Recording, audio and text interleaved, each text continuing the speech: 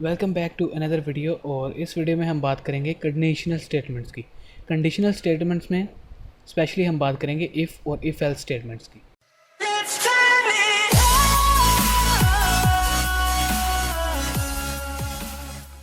अच्छा, इफ़ और if else statements की हमें ज़रूरत क्यों पड़ती है? समटाइम्स हमारे पास एक ऐसा केस होता है कि हमें कुछ काम करने होते हैं किसी ख़ास कंडीशन पर, कि अगर तो वो कंडीशन फुलफ़िल हो रही है हमारे कोड में तो हम एक ख़ास कोड को एग्जीक्यूट करेंगे, और अगर हमारे पास वो कंडीशन फुलफ़िल नहीं हो रही कोड को एग्जीक्यूट करेंगे। तो मतलब कहने का ये है कि हमारे पास कंडीशंस होती हैं, कुछ ख़ास कंडीशंस को फुलफ़िल करना पड़ता है। अगर वो कंडीशंस फुलफ़िल हों तो एक काम होगा, एक कोड एग्जीक्यूट होगा, और अगर वो कंडीशन फुलफ़िल नहीं हो रही तो उसके बरक्स या उसके अगेंस्ट एक दूसरी स्टेटमेंट या दूसरा कोड एग्जीक्यूट होगा। तो इस वीडियो में हम देखते हैं कि इफ़ की कंडीशन की एग्जांपल और इफ़ एल्स की कंडीशन की एग्जांपल्स मैं आपको समझाऊंगा और इनका सिंटैक्स आपको एक्सप्लेन करूंगा। अच्छा, सबसे पहले बात करते हैं इफ़ कंडीशन की। तो इफ़ कंडीशन का सिंटैक्स कुछ इस तरह से है कि सबसे पहले आपने इफ़ का कीवर्ड लिखना है, ठीक है। उसके बाद स्मॉल ब्रैकेट्स या राउंड ब्रैकेट्स आपने ओपन करनी है और क्लोज़ करनी है, और इन ब्रैकेट्स के अंदर आपकी कंडीशन आएगी कि जो ख़ास कंडीशन आप चेक करना चाहते हैं कि आइदर वो कंडीशन फुलफ़िल हो रही है या नहीं फुलफ़िल हो रही। तो कंडीशन आपकी इस ब्लॉक में आएगी, और इसके बाद अगर आपकी ये कंडीशन फुलफ़िल हो रही है तो आपने करना क्या है, एक्शन क्या होना चाहिए, कौन सा कोड एग्जीक्यूट होना चाहिए, वो आएगा यहाँ पर। ये कोड कहाँ आएगा? करली ब्रैकेट्स के दरमियान। ये करली ब्रैकेट्स या करली ब्रेसेस यहाँ से ओपन होंगी, ठीक है, और उसके अंदर सारा हमारा कोड होगा जो कि उस खास कंडीशन पर एग्जीक्यूट होगा, और उसके एंड पे हम इन करली ब्रैकेट्स को क्लोज कर देंगे और हमारी इफ़ कंडीशन कंप्लीट हो जाएगी। तो एक दफ़ा फिर से मैं आपको बता देता हूँ कि सबसे पहले इफ़ का कीवर्ड आएगा, उसके बाद हमारी जो भी कंडीशन होगी वो कंडीशन आएगी इन राउंड ब्रैकेट्स के दरमियान में, ठीक है। राउंड ब्रैकेट्स ओपन होंगी, उसके अंदर हम अपनी कंडीशन को लिखेंगे, राउंड ब्रैकेट्स क्लोज होंगी। उसके बाद करली ब्रैकेट्स ओपन होंगी और उस कंडीशन पर एग्जीक्यूट होने वाला कोड उसके दरमियान में आएगा और करली ब्रैकेट्स क्लोज होंगी। तो इस तरह हमारी जो इफ़ कंडीशन है या इफ़ स्टेटमेंट है वो कंप्लीट हो जाएगी। तो अब इसकी एक छोटी सी एग्जांपल देखते हैं। तो मैं आपको एग्जांपल से एक्सप्लेन करने की कोशिश करता हूँ।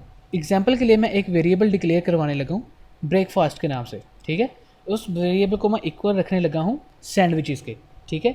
तो ब्रेकफास्ट एक वेरिएबल है जिसके अंदर एक स्ट्रिंग हमने सेव कर ली है सैंडविचेस।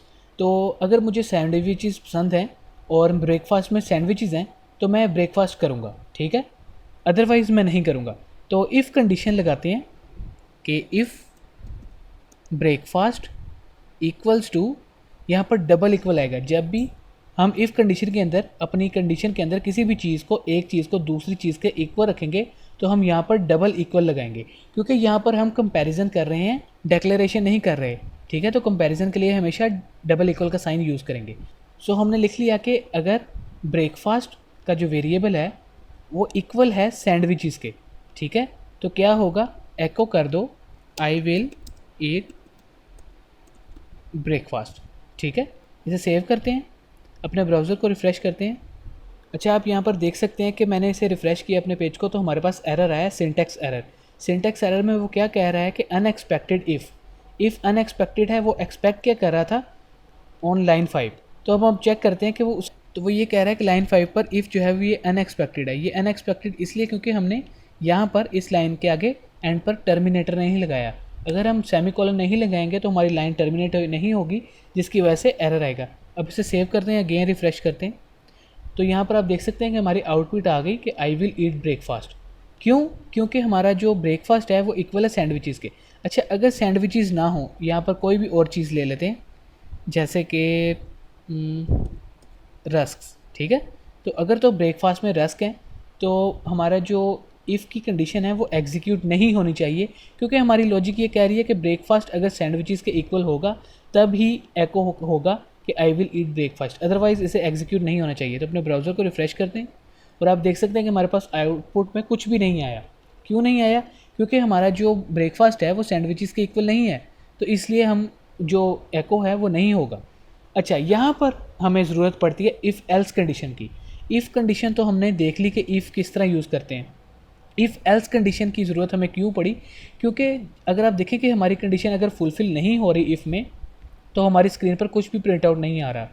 अगर लेकिन हम नहीं चाहते कि कुछ भी प्रिंट आउट ना हो, हम चाहते हैं कि अगर एक कंडीशन फुलफ़िल नहीं हुई तो उसके अगेंस्ट हमारे पास कोई दूसरी कंडीशन एग्जीक्यूट हो, ताकि हमें पता चले कि जो कंडीशन 1 है वो एग्जीक्यूट नहीं हुई।